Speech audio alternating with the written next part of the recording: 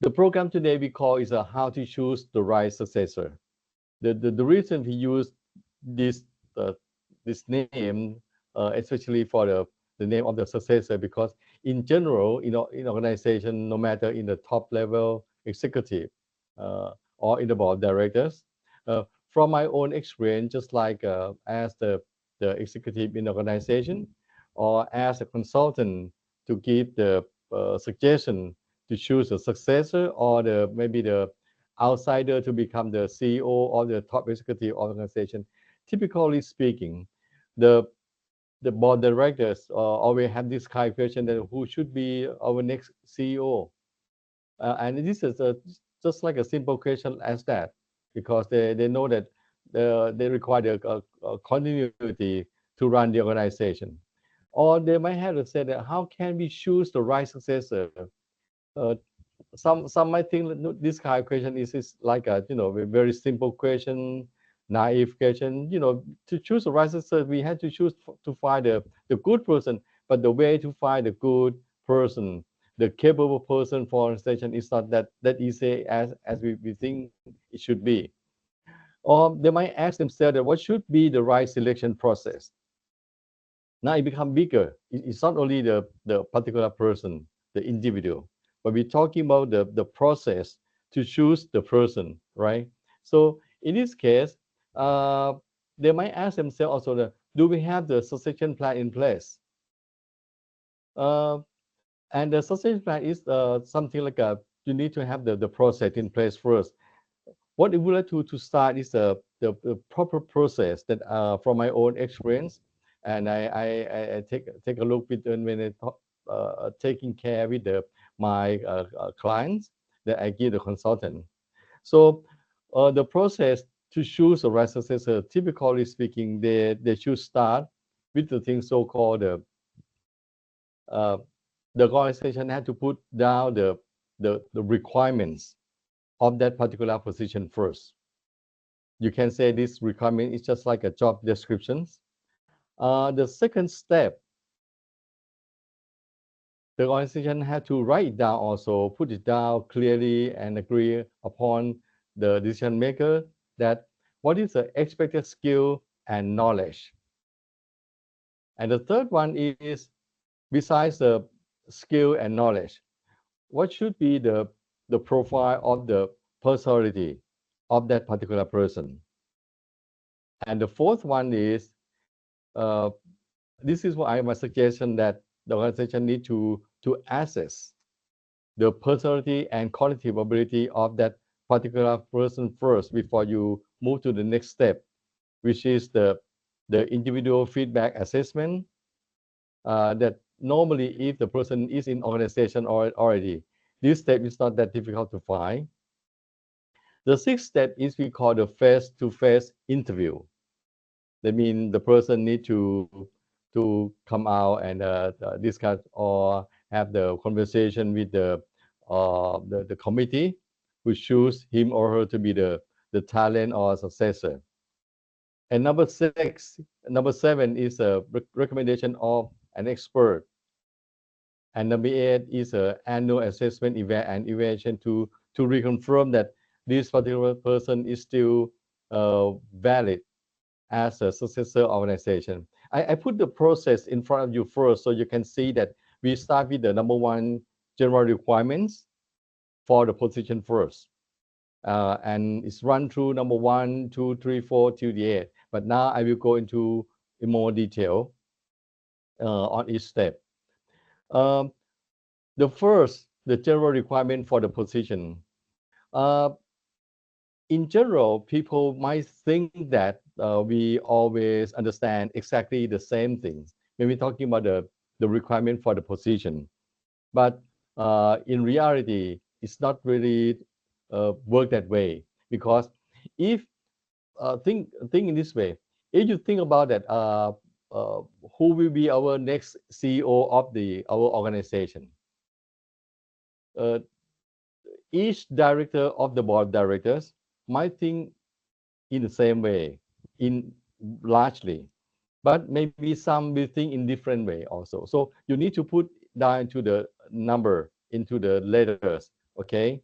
And in this way, for example, if I give you example of the uh, successor of the Chief Sustainability Officer (CSO), uh, I would suggest that you might put down the words just like the person need to be the good in communication and coordination effectively with the board and top executive, shareholders, customer, employees to address sustainability and everything that entails. Now, some of you might think that okay, this is normal because when we talk in the CSO position, they should do very good in this kind of communication and coordination already, and that's true.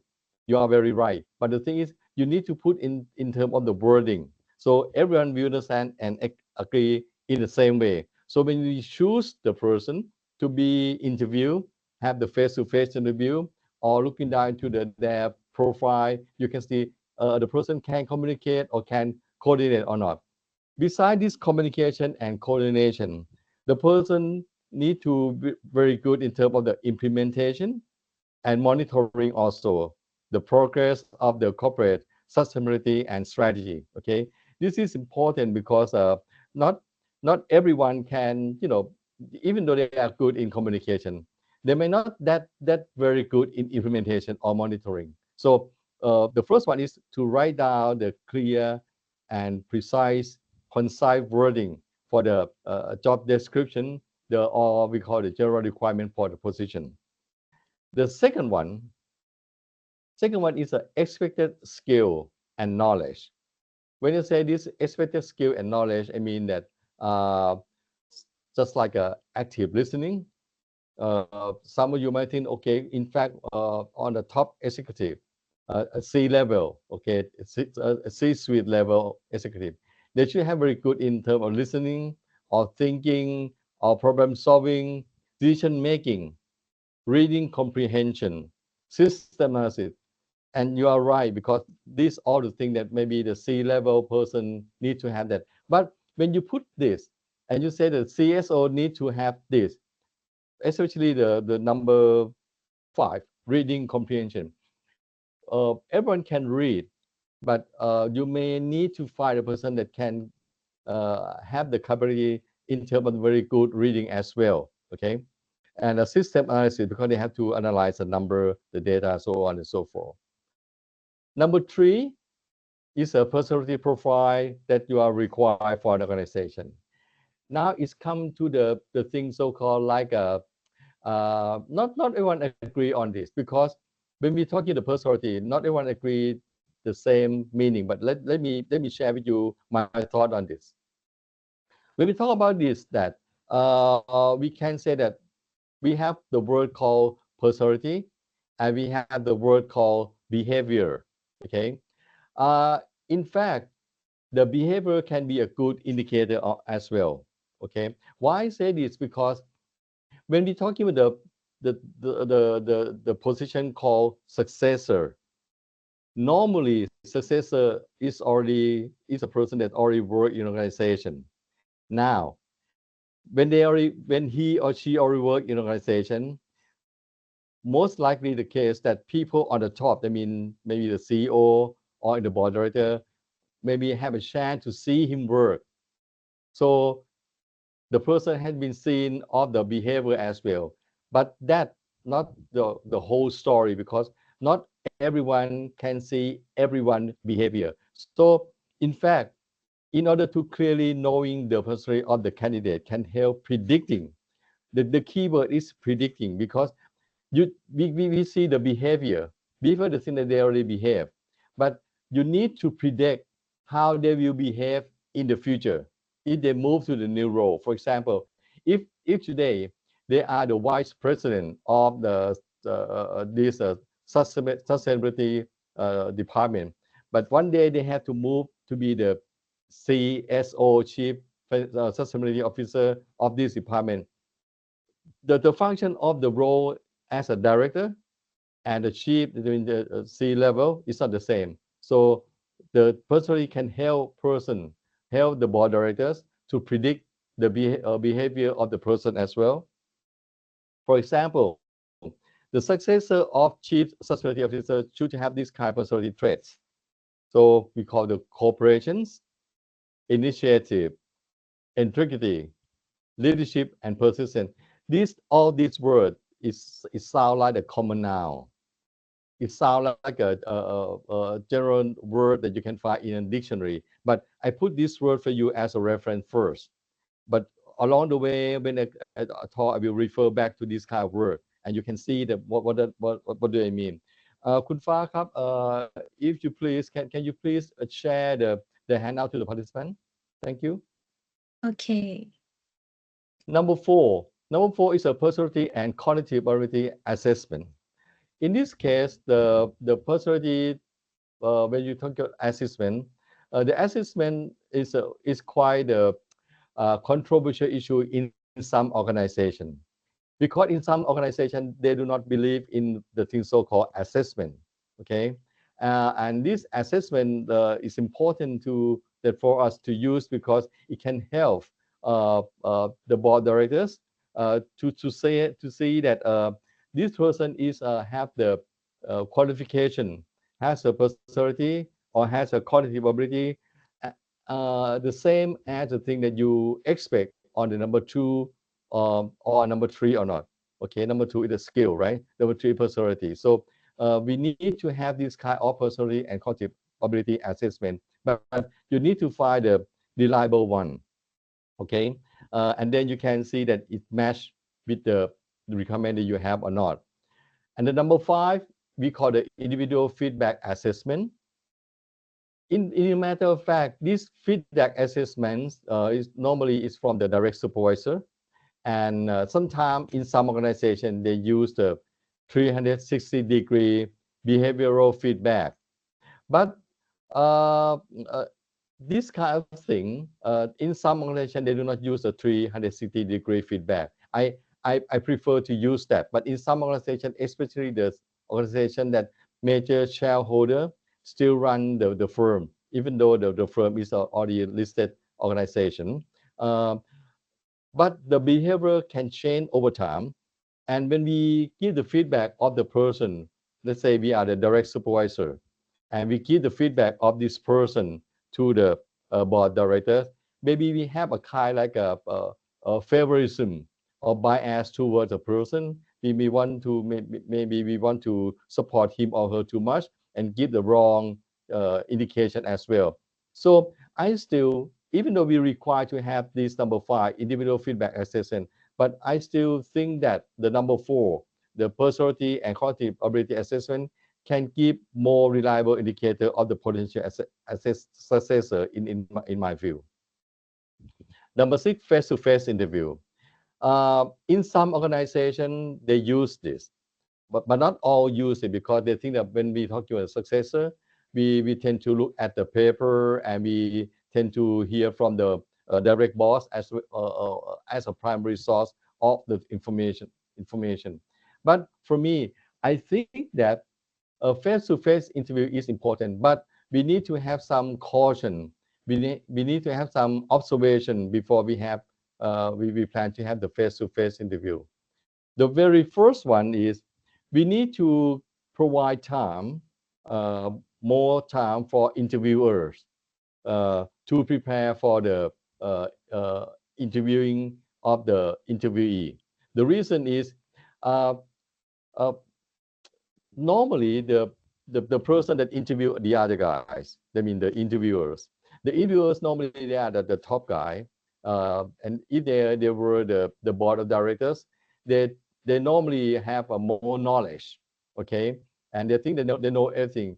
So some interviewer, especially the one that from the director of the board, may not properly prepare the information. So if you have the information on the number two, the requirement, number one, the requirement, the skill, the personality, some might not even read it. So you need to insist that the interviewer need to prepare first, okay? And then when they come to the session to have the interview session, they need to prepare to interview what we call the behavioral interview. The behavioral interview is that when you ask something, and then you tend to observe how the candidate, how the potential successor, how the potential talent respond to your questions. uh, does he or she answer right to the question? Does he or she feel nervous or feel a little bit shaky? Does he or she try to avoid the direct eye contact? This kind of thing, you can use this as a crucial information when you have the behavioral interview. If the interviewer do not prepare properly prepare for the interview, and then if the interviewer do not aware about the thing so-called the behavioral interview, they might use much on the gut feel in order to interview the candidate. And that is not right, because that means they do not follow the rule of the game, that the organization try to find a very good successor for organization. So the number one and number two is quite important in my view. And this is the thing that I have found as a problem or the loophole when I help organization to find the right successor, or especially during the face-to-face interview.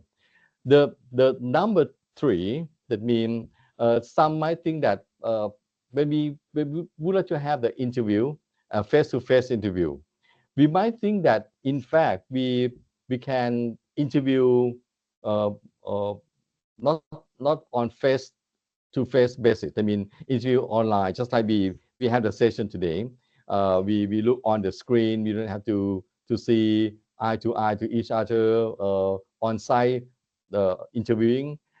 In my opinion, I think that is critical important, unless unless we don't have any choice. For example, you have to interview another guy, and the person is on another country. That's something else. But if you are in the same area, the proximity that the person can travel to see you, I strongly suggest that you need to have the uh, personal interview face to face. Number seven, expert recommendation. This is quite important and critical for me as a executive in organization before, and also as per today as a consultant to provide a suggestion for the top executive and the board directors. Uh, Normally, the person in the board or the top executive is a very good person. They are very good in terms of they used to manage organization that and successfully. They have well experience. They can read people, but I strongly suggest that they also listen to expert. In terms of expert, as I mean this kind of two group person. The first one is listen to the head of HR of the organization. Why I say this? Because the head of HR, you can call the vice president of human resource. Some might call CHRO. Some might call HR directors, whatever. But the person that's on the top of the HR department, the person has a capability and knowledge and have information of all employee of organization. They are the person, he or she is the one that have most knowledge in terms of the uh, uh, people in the organization. Now, uh, the person, typically speaking, do not give suggestions. The reason is the head of HR, not all of the head of the HR is a person that report direct to the CEO. So if he or she does not report direct to the CEO, he or she may report to another top executive. Uh, I never seen any head of HR that report through another person, uh, and and then the person report to CEO raise his or her voice, because he or she, I mean head of HR, tend to listen to his or her boss first. So if the board do not ask head of HR that, what do you think about this successor? What do you think about this candidate? Most likely he or she will keep quiet. So you need to provide the platform. You need to ask him or her his suggestion, this and that. The second person, I mean the external consultant. Why I say this external consultant? In this case, I mean when a health organization, I am I am an external consultant because external consultant do not know the person in organization. External consultant come and go, doesn't have any benefit related to any person in the organization. So if the board or the interview committee ask these two person, ask these experts, you will have another dimension of the recommendation as well. So I strongly you to find this kind of recommendation. And the last one is an annual behavioral assessment and performance evaluation. This kind of thing is after you already choose the right successor, you have the pool of successor, and then you would like to find out that at the end of the year, the person he or she still have the qualification, still have the passion, still have the mindset to move forward as a successor. So you can use a, a 360-degree assessment as well. Okay, and the result you report back to the board in order to have the final word on this. Okay, I start like this. This is I run this for the first 20 minutes, and this is the whole process. I mean, the number one general requirement for the position. Number two, expected skill and knowledge. Number three is personality profile. This is mainly on the soft side. Number four is a assessment, and number five is a kind like a feedback of the behavior. Number six is interviewing that I recommend face to face. Number seven, listen to the expert, and the number eight is a annual assessment and evaluation. Up to now, anyone have any questions? Anyone would like to raise your hand and ask any question before I move forward? Because I break down the discussion today in three parts. The first part will be the process. The second part, I will talk about something more on the assessment, and the third part will be the answer of the pre-question that some of the participants sent the question to me before we had a session today. Anyone have the questions, please? Or you can put into the chat room as well. Let me see under the chat. Okay. Um, there is a question that I will come back later because this will in the person asked of the 360-degree feedback. I will come back later. Okay, thank you. Kun Sina, thank you very much. Anyone have any more question about this process first?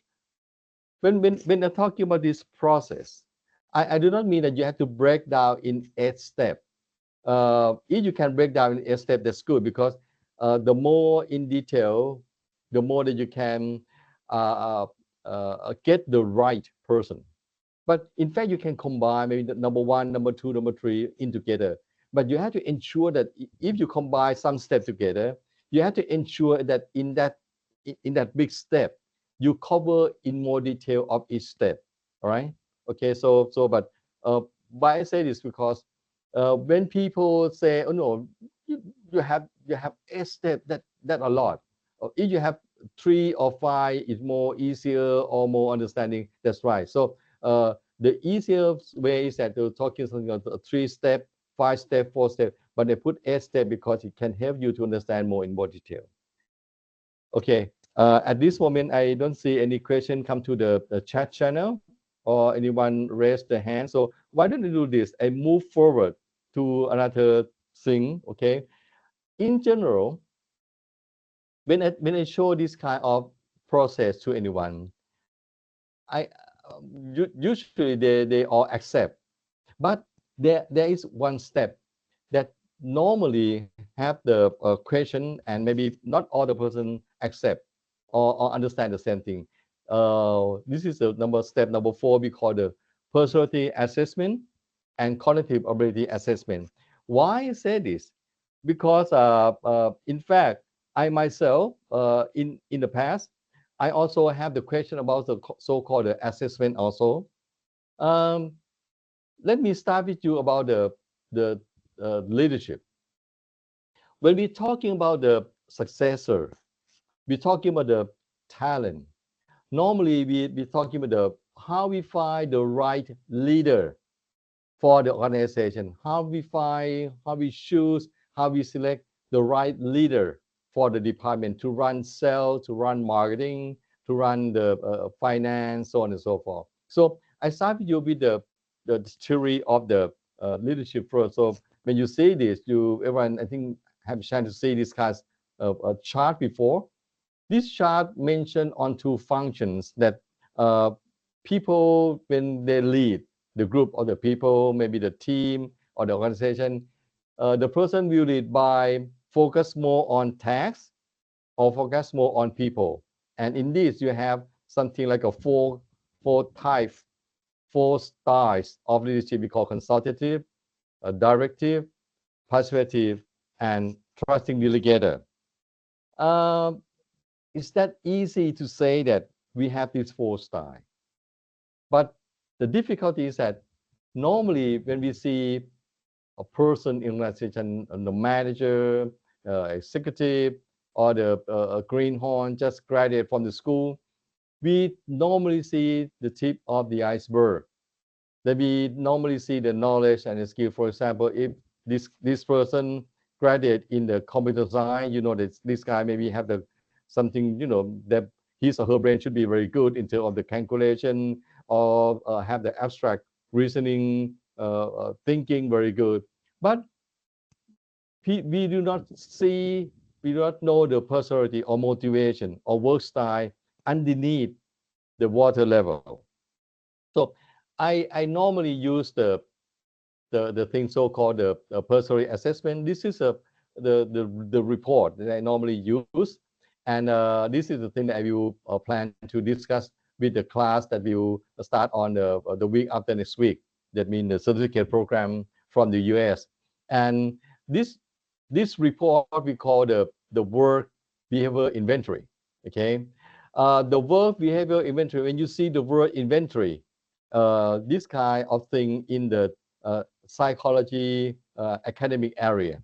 This inventory means personality. So this report, this assessment called the work behavior inventory, uh, based on the thing so-called the big five factor models, uh, personality theory.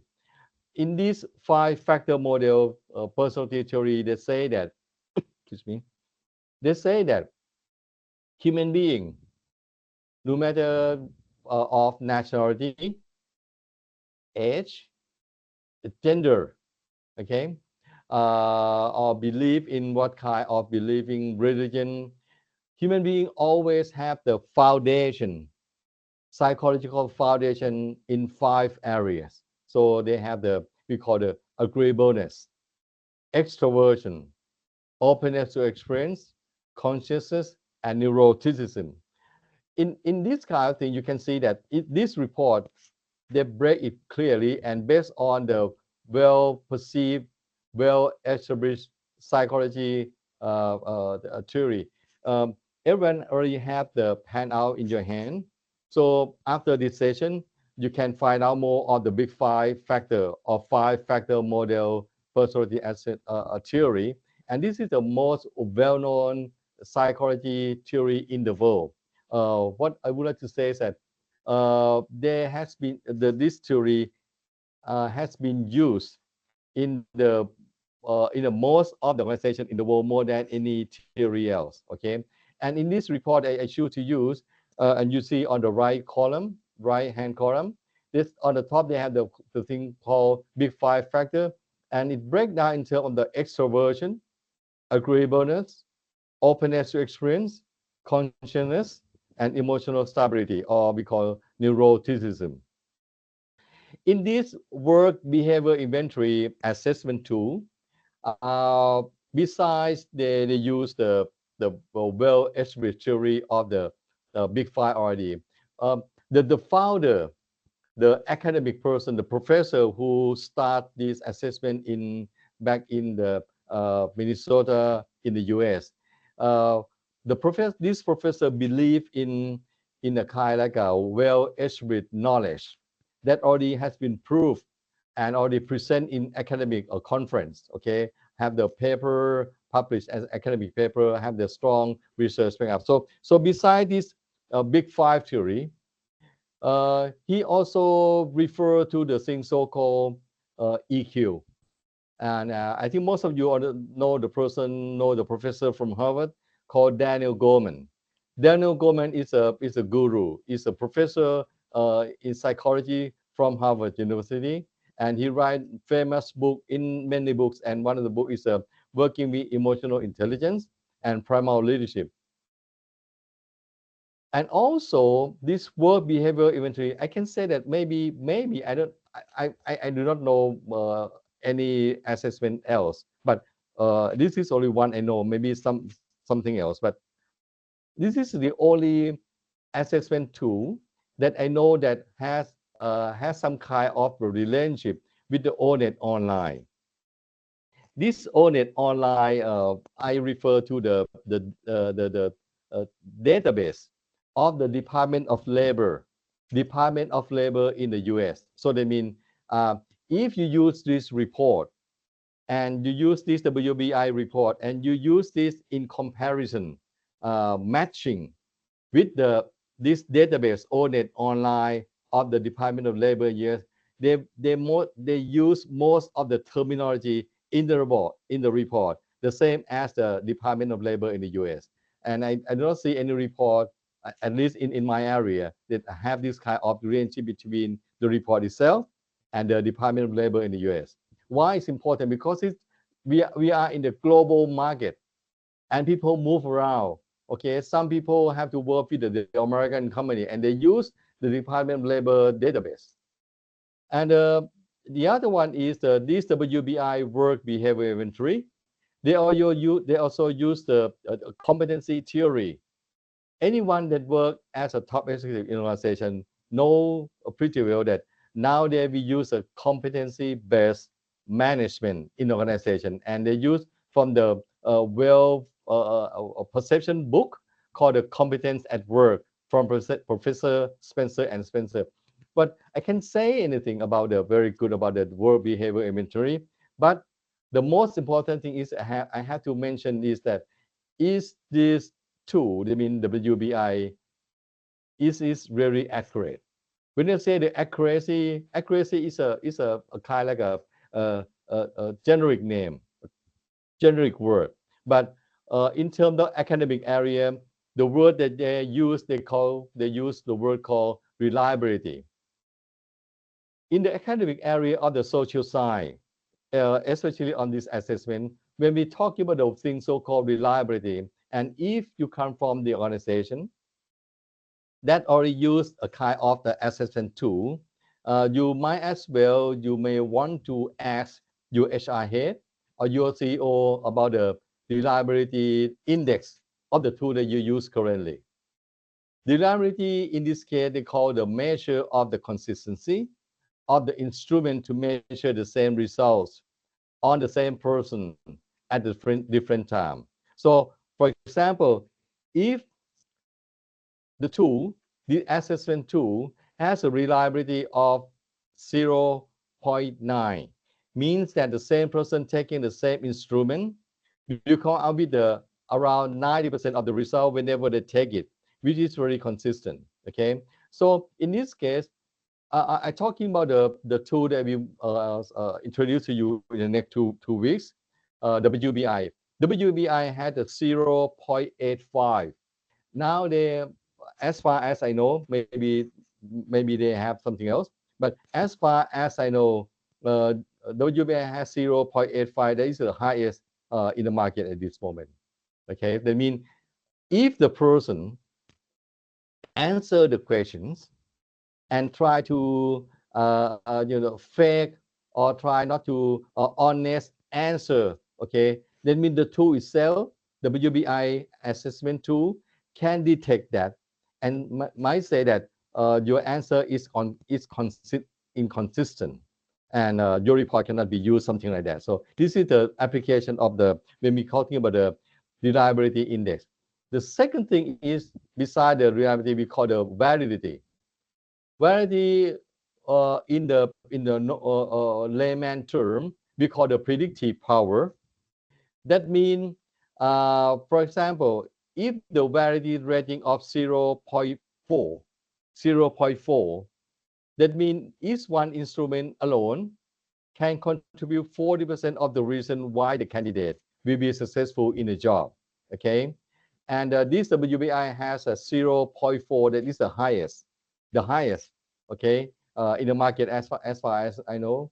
And besides the 0.4, that means around 40%, right? So another 60%, you have to take a look on the face-to-face interview. You have to look into the maybe the CV, the resume, or the assessment, 360-degree assessment, solve that. Okay, so you have this 40 and you have 60% from another source.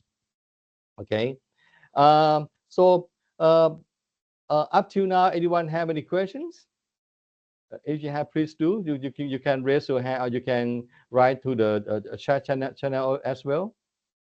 Anyone? Let me take a look at the chat channel. At this moment, we still have no more questions. Okay, anyone have any questions? We still have around, typically speaking, around 25 minutes before we finish on 2 o'clock. Okay, now come back to this. When we have this, use this assessment to identify, to choose the right successor, uh, it's not only the thing that we choose. I mean, this is a personality assessment. We have to choose the other thing also, and the other thing we call the cognitive ability assessment. You see on this right hand side, behavioral growth potential. This one is from the personality assessment that I just finished. And we have another thing called the cognitive ability assessment. In one theory, I had to mention to you first, the term cognitive ability has been used in the academic world for years. But different researcher, different professor, they might have their own research that they have the proof that is a reliable. But in this kind of assessment tool, they say that the cognitive ability is come out from something like two sides of the brain, left brain and right brain.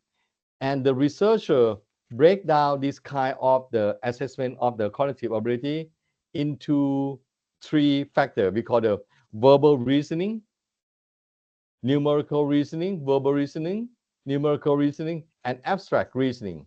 So when you see this, and you see the verbal reasoning of 51, that means uh, the person has the ability of reading, understanding, use the reason, okay, more than 51% out of 100, okay, but less than 49% out of 100, okay. If the person have the abstract reasoning of 73 percentile, that means the person has ability to understand the abstract reason. That means understand the picture, the format, the structure, the complexity of the thing that he or she never seen before. Uh, the person has the ability more than 73% out of 100 and less than 27% out of 100. When I say this, because it's 73 percentile. Okay. The important thing is that we have to use these two reports in combination. Okay. So that's why if you can go back to your slide that I give to you already, and you see on the step number 4, I talk about the personality and cognitive ability assessment. And in this case, uh, on the left hand side is a personality assessment. On the right hand side is a on the right hand side is a cognitive ability assessment. So in this case, we have to use this report in combination. Why I say this? Take a look closely on the left hand side.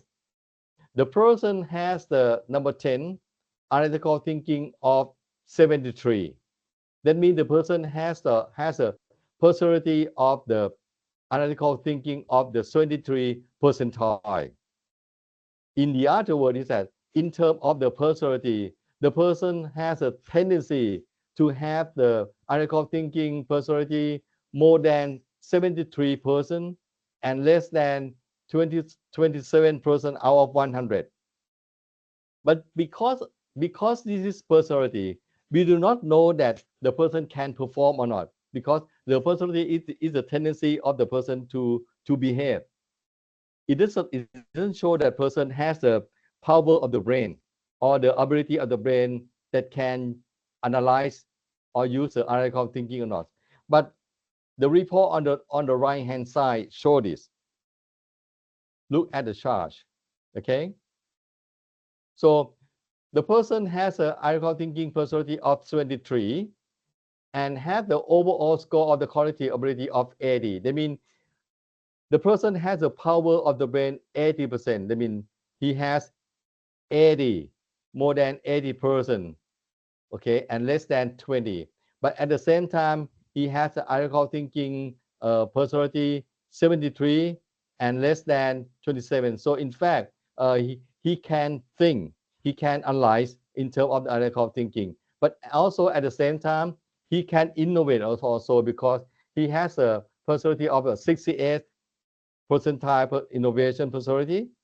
But his power of the brain on the right hand side, he has a cognitive ability of abstract reasoning at 73. So it's important if you use this kind of assessment, both abstract reasoning, cognitive ability, and personality assessment, because this can help you to understand the person in more detail. Okay. Up to now, anyone have any question before I move on? Okay. So when you have this all information, you can use this to find the right successor. Okay. So this is all the step that I mentioned to you before. Before I move on, this is 1:40 already. So we have another 20 minutes left. And before I move on, I just want to stop for a while. Anyone would like to have any question or ask me to clarify any points? Good afternoon, Right. Ajahn. Please. Oh, sorry, I let Kun Oh, Bowon ask first. Yeah. I see. Jan Kap, first of all, Yep. the successor cannot be, let's say, 100 people. It's only two or Right. three at most, right? Right. Therefore, when Right. we're scoring, let's say the 73 points, it's Yep. gut feeling by assessor. It should be 73, not 72, not 71. Therefore, the measurement is not quite clear enough. It's by sense of the assessor rather than that is the proper way to scoring, right? Oh, I see. The score we use, we call the percentile score. And we when I mention the percentile score, and I say, let's say in this case, I'll talk about the 33, 73 out of 100 mean, in terms of, if we talk the universe, the sampling of the 100, but in fact, the data to run this assessment is come from more than, I think nowadays, more than 500,000 people around the world. So a lot of people assess, and we come up with this number. It's not only 100%. I'm not quite sure to answer the right question or not. We have to score this successor, right? Extrovert or introvert or not. Like let's say 73, maybe he's right. the extrovert guy, right? 73 extrovert. Okay, let me come back close to this to first. Extrovert rather than introvert. But 73 scoring is by our sense, by assessor sense. There is no measure. This guy like this, it should be 73. Oh, no. Am I right? The report is not come out that way. The report come out by the self-answering questions. And the question, when the person answer online, the report will come back to process in the US. And that report will use, because I mentioned in the first page, they use the big 5 factor model. So they use this to compile with people around the world. It's not the assessor asset particular person for this particular case. It's a report of the particular of the person, and the person will see that he has this kind of the extroversion compared to people around the world. That's the process. Okay. Anyhow, we're going to use this big 5 factors to access Right. our successor, right? You're correct. The big 5 factor, but the institute that creates this assessment tool, they use big 5 factor and they run more research and break down to number 1 to number 20, 21. You can see on the left hand side. So in more detail. So it becomes 21 factors. Okay. Therefore, the scoring. Right. Okay. Thank you, John. You're welcome. Sundara, Mr. Sundara Iyer. Thank you, Kap. That was an interesting question too, and mine is something related about the if ONET and this model is still valid and useful in Asia Pacific or not, Ajahn, because I think maybe ONET is very detailed, but does it apply to selecting good talent in Asia Pacific region is my question. How has it evolved over the past many years to be useful in any part of the world, Ajahn? Yep. This is a very good question because this ONET database, belongs to the Department of Labor in the U.S. So their focus is mainly of the career job matching for the American people.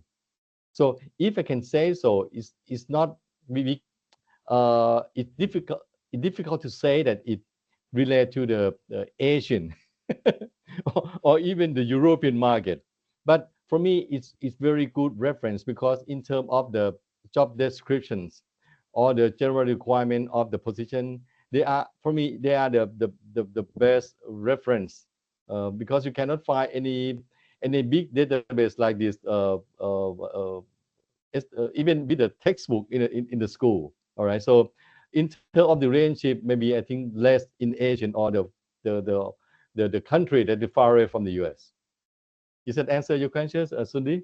Yes, yeah. Thank you. So probably it is we have to adjust ourselves also to say that maybe in this assessment, if extraversion is only 50, but in Asian style, it may be that he is already very extrovert because 50% for Asian, maybe like 90% for American or something. Understood. I truly understand like what you say. Yeah, I also agree with that also. Thank you. Thank you, Thank you.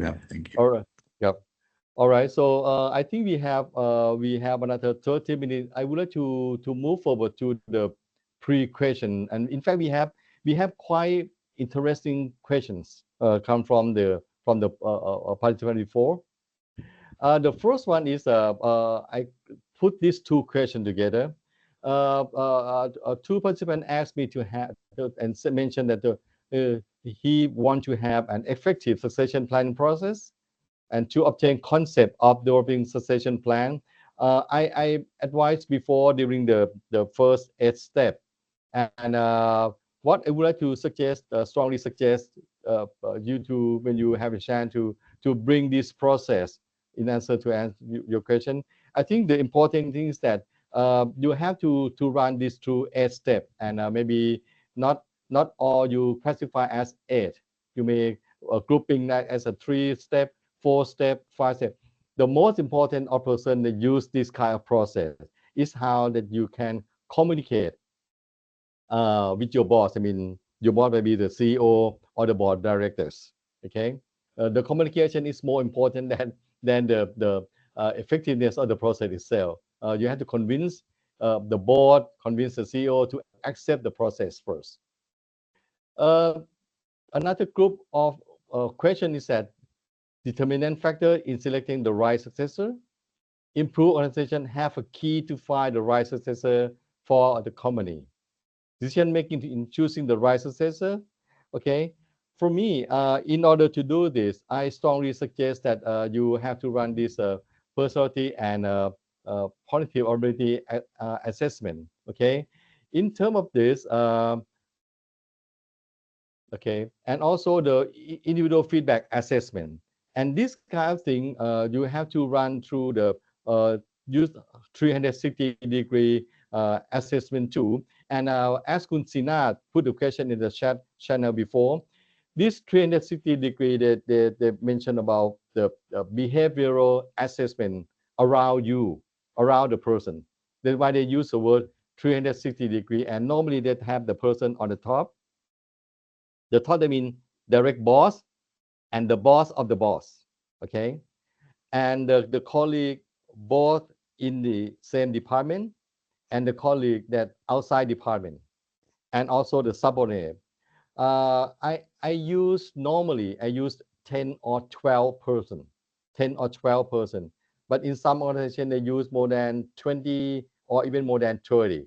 But whatever you use number, whatever you use, okay, the number that you come out is always important and very helpful if you run the process right to have this individual feedback assessment. So number 4 and number 5 is quite important. This is the key factor that you can use to choose. Okay. Uh, Feature of the good successor in another questions. I would like to know how to measure potential degree of successor. Technique how to be good successor and how to see potential on someone to prepare myself for being a successor. Now take a look at this. I shared with you before this first chart, and this first chart is to show just only the graphic summary of one page, but also the organization can utilize another page of this report on the scale we call the behavioral growth potential. This scale display that the person has a strong willingness to move forward or not. And if you can use and choose the person that had high degree on this behavioral growth potential, you most likely get the right successor for the organization. This behavioral growth potential scale number 32 come out from 9 scale or 9 personality trait that I mentioned to you before, that this is the big 5 factor, right? Extroversion, agreeableness, openness to experience, consciousness, emotional stability. But this institution break down by the research into the 21 personality traits, okay? And this 32 scale potential, behavioral growth potential is a combination of 9 scale, okay? The first one is influence.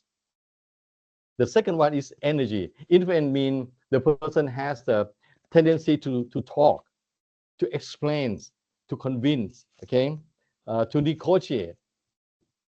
Number 2 is energy. That means the person move fast, work quickly, okay, can run multitasking. Number 3 is adaptability. That means person has a high ability of the changing or adapt himself or herself to the changing environment. And number 4 is analytical thinking. These things, I mean, the person have a tendency to use the reason. Okay, I mean, when you talk with the person tend to feel comfortable with the person, another person that use reason, logic to talk with him or her. And number 5 is achievement. Achievement means the person has the enthusiasm, looking for the progress, want to move up in the corporate ladder. And number 6 is initiative. That means the person tend to volunteer or initiate the work, okay, accept the new assignment without any refusions. Number 7 is persistent. Persistent, that means the person have strong willingness to break through the obstacle and try to find a way to work with the difficult assignment, okay, and no back down, no say I'm so boring, no this kind of work. And the last one is stress tolerance. Okay. Oh no, not the last one. the stress tolerance, or the last one. The stress tolerance means the person can work under the stress, okay? And then really the last one, sorry to say that. The really last one, the self confidence. I mean, the person have the confidence in his or her work, even though I have the criticism or negative feedback, the person can have the resilience to come back to work. So come back to this. The key to measure, okay, the high potential, the one that can be a successor, come out from influence, energy, adaptability, analytical thinking, achievement, initiative, persistence, stress tolerance, and self-confidence. Okay. Another question, I think I might finish later, something like maybe 5 minutes after 2 o'clock. In very lean organization, where there the gap between the incumbent and N-1 can be large. How do we expect the readiness of the N-1? This is very good question, even though it's not really exactly the choosing the successor, but when you identify the successor, next step, you take care of that person and you try to find the way to groom him or her. Okay, so when we take a look at this and you see, give you example of the adaptability. This person have the adaptability of the 76th percentile, and the scale is very high. And adaptability is mean normally is the person have the tendency, likelihood to embracing new way of doing things, uh, trying new approach, readily adapting. This is the example. I just want to give you example because the person has high scale of this. So if the person has sky this, you don't have to worry. Okay, but when you want to bridge the gap, close the gap, okay, of the N-1 person, okay, to be successor of the incumbent, you have to find the place of caution, the thing that you want to develop. So put it this way, if the person doesn't have this high scale of 76 adaptability percentile adaptability scale, but the person has only 17, that means the person doesn't have willingness to adapt. The person tend not to adapt, tend to resist change. Okay. Now, let's say you say that this person have a lot of good quality. Okay, both hard side and soft side to be the successor of organization. The very first thing is to not to develop him or her. The very first thing is that you need to talk to him or her first in order to prepare him or her to be ready. You have to talk with him or her first to accept that you might need to change on this kind of the adaptability in your personality assessment. So, in order to change, it's not easy. Awareness, acceptance, and accept action first. Okay. So, in order to convince him or her to believe like this, it's not that easy, and it has to go to number of time that you talk to him or her. Besides, in order to prepare for the readiness, I would like to suggest you to use this kind of rule that they use that 20% of the development through action-based training, action-based learning. That means from direct experience. And 20% is from coaching and mentoring, and 10% just like today, we talk in the room, okay, and most likely is even though we have some two-way communication, but most likely is a one-way communication. So for me, in my suggestion is that I would strongly suggest that in order to prepare the N-1 to be ready to replace the incumbent, okay, you might consider use the action-based learning, okay, to let him or her prepare. But after you talk with him or her first that you need to change this and that, and let him or her buy in, okay, accept, awareness, accept, and then they have power and have the power to change. Okay, I use this book, Coaching Winners, that come the condense of the book. The suggestion in this book is already in the report, in the UBI report. For example, this adaptability. if we suggest the person to change in terms of the adaptability, okay, for example, the book suggests that if the person need to change in terms of the adaptability, the person might want to develop more relaxed and attentive approach. Okay, do not attack anyone's point of view. Be open about the other side of the issues. Practice switching sides on issue. Listen actively and honestly evaluate what others are saying. Be sure to understand what the person is saying and why they are saying. Okay, so this is my answer to the question: how do you close the gap? How can you prepare for the incumbent? Another question is on the how can we retain our talents and successor in the AI era?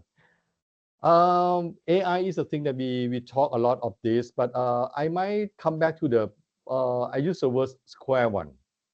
I think that the most important thing of the person or employee or successor that they want to work in the organization that they feel comfortable, they feel safe, they feel that they can say something. So from the research of the Professor Cook and Professor Sumao, okay, uh, they say that in the organization you can retain and you can keep the good people, good person, good executive with you if the environment, they mean the culture, okay, they have the thing so-called OCI, organizational culture inventory.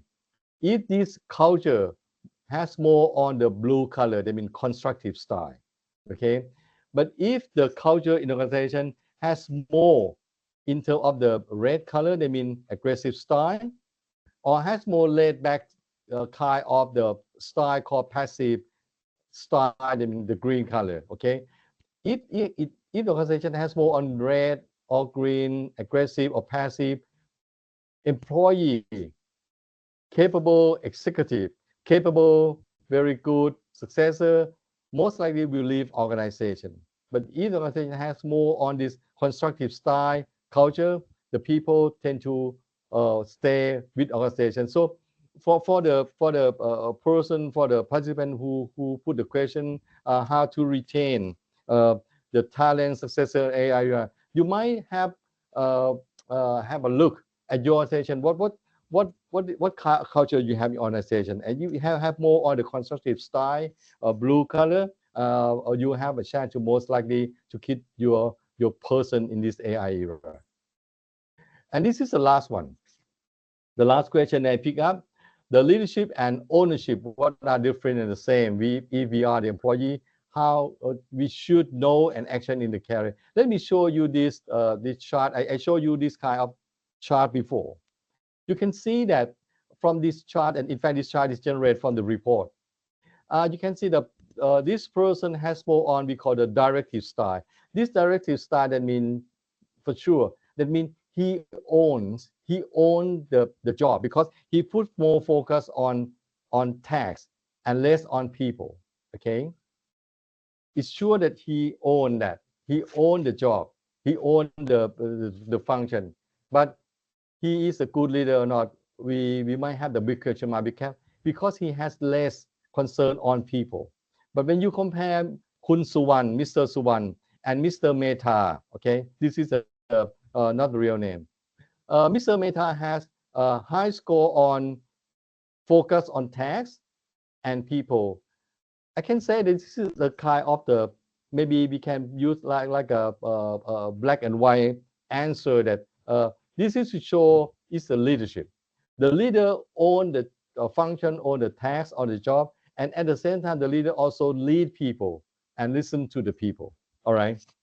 Okay, so this is 3 o'clock and 3 minutes. Okay, anyone have any question? I finished my discussion and answer all the question that you put before the session today. And for me, my last thing I would like to give to you is that this 8 step I would like to give you to use that in your organization. But the most important is that don't forget to take number 4 and number 5 because these two factor, these two steps is the most controversial one because not everyone will agree on the assessment and testing thing. Okay, and even if you want to follow us again, you can contact me at this slide from the email sorayuth@crleadership.com, or you can connect on the link in Sorayuth V or Facebook on Ajahn Sorayuth.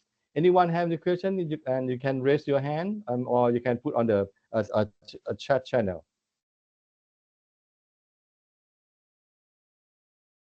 Okay, anyone have questions? มีท่านหนึ่งค่ะอาจารย์ ครับ ผมร Mr. บกวนนิดอาจารย์ ค่ะ เชิญครับเชิญครับ how long Please. we give Yes. them the timing, let's say 2 Right. years 3 years to close the gap, how long ครับอาจารย์ Okay, typically speaking, we should give them at least 1 year first, and we can see in 1 year they change or not. Okay, normally people will change. We start to show the signal of changing after the first 3 months, and the changing of the behavior will surely will establish after 9 months. So the first year is a testing, and then you give him or her more challenge job. Okay, and you can see on the second year, and after the second year, if he or she is still in the pool of the successor, I think he or she achieve that status already. Mhm. And the second one, let's Please. say in your case, One and Meti, Right. each other know that they are the successor of that position, or we keep Yes. quiet, don't let anyone know. They know, even though the board orator do not speak openly, but both of them know. Oh, therefore Yep. we can let the people know who is the successor, right? Potential successor. Potential. This is quite a sensitive questions. Right. Sorry. This is quite a sensitive issue because in some organization they will not disclose at all.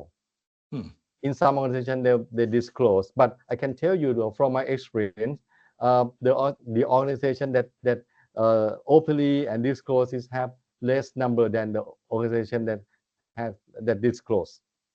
Oh. Yeah. And let's say finally, Right. both Kun Suwan and Meta, not Meti, Right. fell in closing the gap. Right. Then we're going to do with these two person, directly inform them and recruit new guy or what?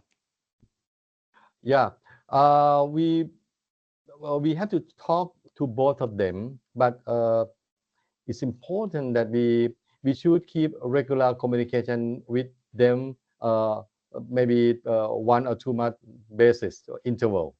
Okay, otherwise if we talk with them at the end of the time, okay, let's say at the end of 6 months or 1 year, they will not easily to accept. Okay, so we have to talk to them directly and then find another person. Okay. Yep. Thank you ครับอาจารย์ You're welcome. Okay, thank you very much. So see you next time. Thank you, Kun Fa. Thank you everyone Thank you, Suji. Kap. Bye. ขอบคุณครับ ขอบคุณครับ ขอบคุณค่ะ ขอบคุณครับ สวัสดีครับ สวัสดีครับ สวัสดีครับ